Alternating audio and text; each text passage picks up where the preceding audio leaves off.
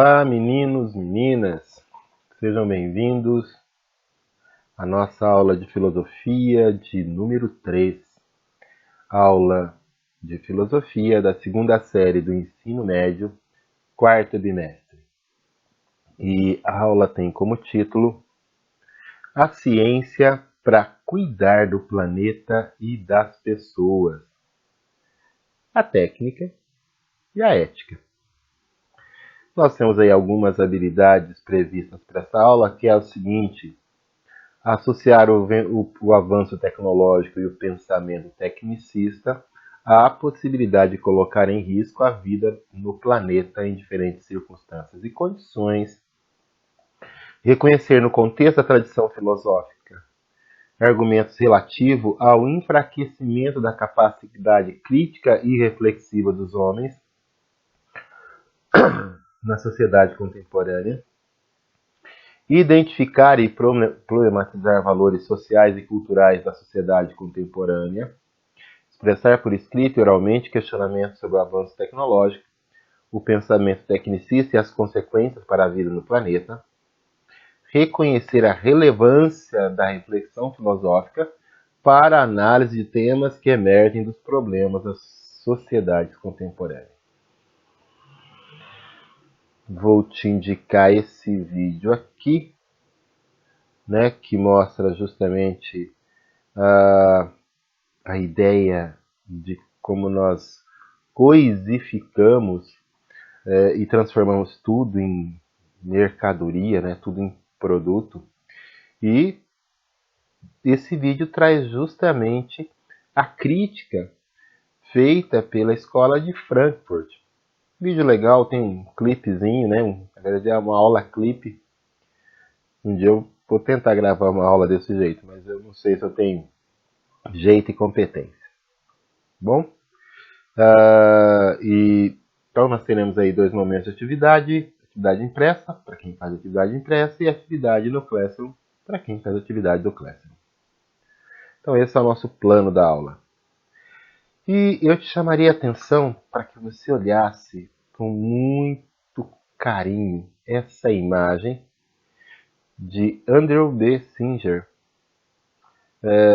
E ela é chamada de O Pensador Moderno. É interessante para você ver sobre o que, sobre o que a gente filosofa. Às vezes a gente se pergunta, né, sobre o que filosofamos, sobre o que pensamos. Cada pessoa, cada homem, cada filósofo vai refletir sobre os problemas da sua época, do seu contexto. E me parece que esse é o contexto do homem contemporâneo. Olha quanta coisa esse homem produz e quanta coisa ele vai acumulando no planeta. Vocês acham que é importante pensar sobre isso? Algumas questões para a gente pensar de início. O uso excessivo de agrotóxicos é realmente necessário? Por que hoje em dia se fala tanto em reciclar? De que forma que os avanços tecnológicos influenciam a nossa rotina, os nossos saberes, a nossa forma de ver o mundo? Como é que a tecnologia tem moldado a sua vida? Por que hoje, com tanta tecnologia, ainda se fala em risco de extinção de espécies de animais? E eu faria uma sexta questão por que com tanto conhecimento a gente ainda não conquistou a grande utopia de viver no paraíso terrestre? Dá para se pensar muita coisa nisso. Nós vamos entender o contexto todo, vamos fazer passo a passo para que a gente entenda do que a gente está falando e como é que isso influencia a filosofia e também a nossa capacidade de pensar ou de criticar. Primeira coisa, entender o que é técnica, tá? Quando a gente fala em técnica, a gente está falando do quê? Técnica é essa capacidade que o ser humano tem de fazer as coisas, de saber fazer as coisas. Então a técnica ela constitui num conjunto de procedimentos ligados a uma arte ou a uma ciência, né? Como eu faço. Portanto, a técnica está na base de tudo aquilo que é fabricado por nós humanos, sejam os objetos ou os conhecimentos. Eu peguei como exemplo uma usina hidrelétrica, né, que mostra justamente um conjunto de objetos, de saberes, todos eles com uma intencionalidade. Para se construir essa usina, é necessário um conjunto, é um saber fazer, um conjunto de técnicas. Tá aí, fácil de entender. Os gregos chamavam técnica de tecné. E a ideia, lá como agora, é a mesma. Da técnica, a gente tem como consequência a tecnologia. E se alguém te perguntar, né? Olha, antigamente não tinha tecnologia. Sempre existiu tecnologia. Porque o que é a tecnologia? É esse conjunto de ferramentas, produtos e conhecimentos que permitem o ser humano dominar a natureza. Olha só, através aqui da usina hidrelétrica, há um domínio da correnteza do rio com o objetivo de produção da energia elétrica, de transformar a energia cinética em energia elétrica. Né? Envolve uma série de ferramentas, produtos e conhecimentos necessários para que haja esse domínio da natureza e que produza o conforto para a vida. Então, a gente sempre fala, desde a flecha até uma bomba nuclear, tudo isso supõe uma tecnologia e supõe necessariamente uma técnica. Técnica é poder. Técnica nos permite tanto o domínio, né, exercer o poder sobre a natureza e sobre os outros homens. Quanto mais técnica um povo possui, quanto mais técnica um grupo possui, maior é o poder desse grupo. Né? Então, de novo, a gente vai voltar lá no texto da pré-história, quando os homens dominam a técnica de fazer a pedra lascada, de fazer o fogo, de fazer o arco e flecha, até os dias atuais. Né? Então, é toda uma sequência onde a técnica ela vai demonstrando o poder que alguns grupos, alguns homens têm sobre os outros homens e sobre a própria natureza. E o que é interessante, a técnica pode ser ensinada e aprendida.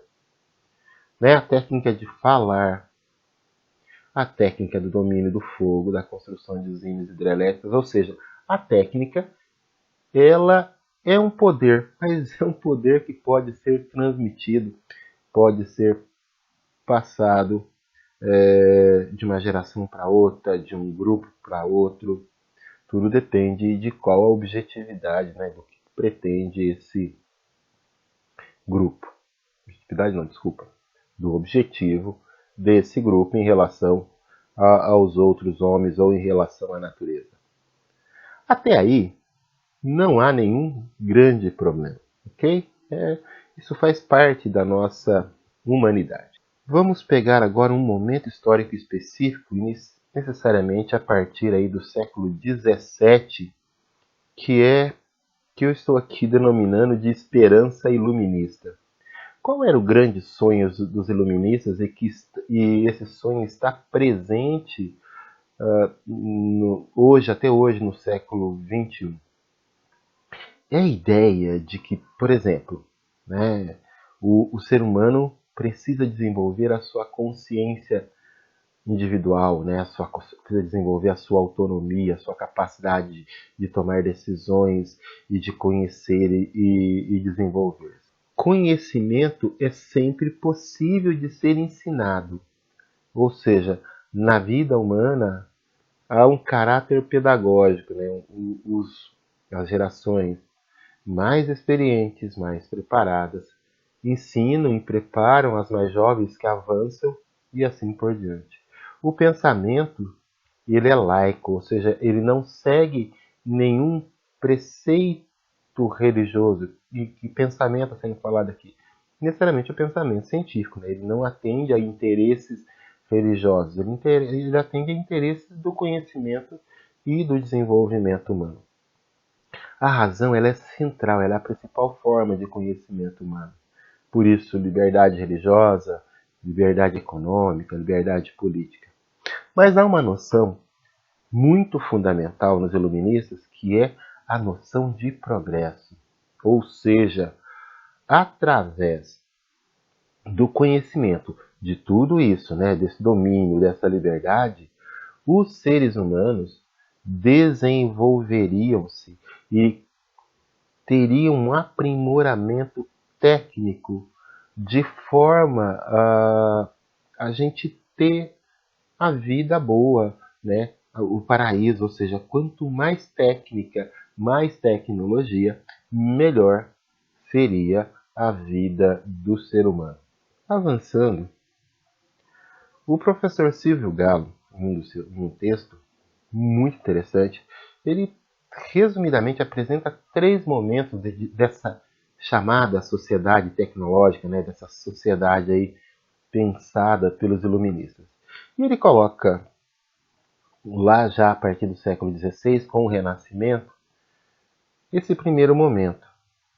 E olha só, quanta ferramenta, quanta tecnologia, quanto conhecimento foi necessário para as grandes navegações, né? Para esse primeiro momento de interligação entre o mundo europeu e o mundo das Américas, das Áfricas, da Ásia, ou seja, transformar tudo numa grande rede de troca de conhecimento, troca de informação.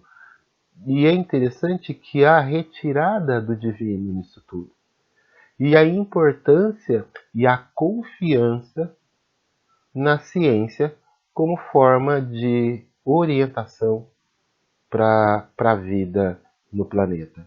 Os europeus, quando chegam e colocam lá a sua forma de pensar, eles levam junto essa importância do conhecimento científico, né? Claro, conhecimento científico pensado nos moldes europeus, nos moldes do Renascimento, para o mundo. Um segundo momento dessa evolução da sociedade tecnológica é a Revolução Industrial. E é interessante aqui como a máquina passa a ser importante, né? Ela passa a ser a guia para o ser humano, ela dita o ritmo da vida do ser humano, né? Horário de trabalho, quantidade de produção, necessidade de desenvolver o consumo, necessidade de transporte, ou seja, todo o ritmo da vida passa a ser comandado em função da produção e do consumo da indústria. Quando a máquina foi inventada, havia uma grande esperança de que ela libertaria o homem do trabalho braçal, do trabalho pesado. E a gente pode começar a se questionar se isso realmente aconteceu. O terceiro momento é o momento agora que a gente vive, né, final do século XX, início do século XXI, que é a tecnologia digital, né, a chamada sociedade da informação. Nós vivemos o grande boom do intercâmbio, da troca, das informações e dos conhecimentos para o mundo inteiro. A gente está vendo isso esse ano de 2020 com relação à Covid, né, os laboratórios da China em parceria com o laboratório de São Paulo. Mas assim, há uma troca constante de informação. E você está aqui, olha só, nós estamos aqui graças a todo esse processo de evolução tecnológica, eu estou podendo gravar essa aula e você podendo assistir quando e onde você quiser. Então a gente está aí nessa troca de informação. Só que a internet, né, que é o grande motor dessa tecnologia digital, Ela mexeu completamente com o ritmo, com o tempo, com a forma como a gente se comporta, se veste, consome, ou seja, ela também modificou completamente os comportamentos humanos. E todos esses momentos que a gente vive aí nesses últimos 500 anos têm como presença central a ciência, como produtora de técnica e de tecnologia. E aí a gente pode se perguntar, será que realmente todo esse desenvolvimento técnico e tecnológico permitiu a melhora de qualidade da vida humana? Será que a gente realmente, a razão lá, pensada pelos iluministas, realmente libertou o ser humano? A gente vai fazer uma primeira crítica, que é a crítica feita pela Escola de Frankfurt, que eu acho, né, na figura de Adorno e Horkheimer, que eu acho bastante interessante, que é esse processo que a industrialização provocou, que é o processo de coisificação do ser humano. Porque todo o desenvolvimento tecnológico, todo o desenvolvimento da técnica, ele não permitiu a libertação do ser humano, muito pelo contrário. Tudo passou a ser visto como mercadoria, inclusive o próprio ser humano, através de um processo de coisificação do ser humano. Ou seja, o homem se tornou uma coisa, se tornou um produto, né, um produto a ser vendido e um produto a ser consumido, tanto quanto o trabalho, o conhecimento. Tudo se tornou mercadoria. E a ciência não ficou isenta disso. Ou seja, a razão instrumental, né, porque a ciência se tornou uma razão instrumental, uma razão que era para produzir uma série de conhecimentos tecnológicos e técnicos, né, para a libertação do ser humano, ela na verdade ela é a grande produtora de coisificação do homem e da natureza. Portanto, o grande objetivo, segundo a crítica aí da escola de Frankfurt, dessa razão instrumental, não é outra coisa senão o lucro. Não foi a libertação humana, não foi a melhoria da qualidade de vida dos humanos, foi apenas o lucro. Então, tudo o que foi produzido nesse sentido não foi para a libertação, não foi para a melhoria da qualidade de vida, muito pelo contrário. E a escola de Frankfurt pensa muito essa coisa dessa razão instrumental, mas ela propõe uma saída, né? Propõe um caminho, né? Uma nova ética, talvez, que é pensar com a razão vital. O que seria essa razão vital? Tanto na ciência quanto na política, pensar ideias que defendam a vida em todas as suas manifestações, seja a vida humana, seja a vida no planeta.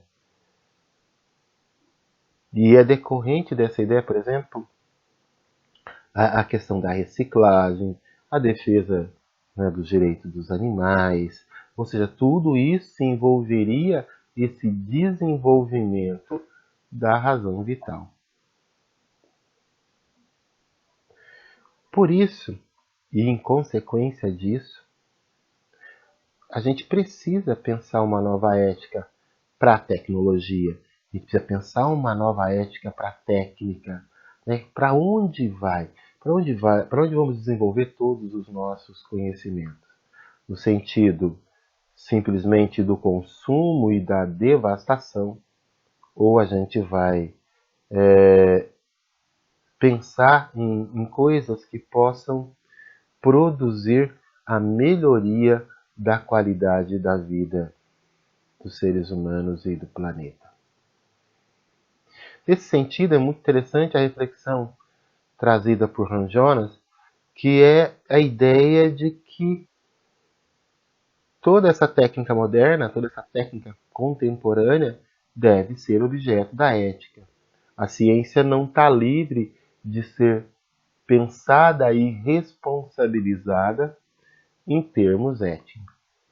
E é interessante essa ideia do paradoxo da tecnologia, né? Do mesmo tempo ela ser a possibilidade de libertação e desenvolvimento, mas ao mesmo tempo ser usada como arma que pode destruir todo o planeta. E a gente pode pensar como exemplo disso a energia nuclear. Perfeito. Mas a gente não pode esquecer que a industrialização acaba tendo o mesmo efeito, mais paulatinamente, mas também muito forte. Haja vista toda essa discussão sobre aquecimento global, possibilidade de extinção das espécies e a extinção de toda a vida no planeta em algo que a gente está ali vivendo no dia a dia. Mas o Hans Jonas traz mais uma coisinha que é a questão da responsabilidade, que é se perguntar qual é o seu papel no meio desse jogo todo. Porque se eu sou lá ativista e critico, falo mal, olha, a indústria, isso e aquilo, mas eu continuo consumindo, eu continuo nesse processo todo, eu também sou responsável por todo esse desenvolvimento. Então, é algo que a gente precisa responsabilizar a ciência enquanto produtora de técnica e tecnologia, mas também a gente tem que começar a pensar na responsabilidade dos indivíduos enquanto consumidores de tudo isso.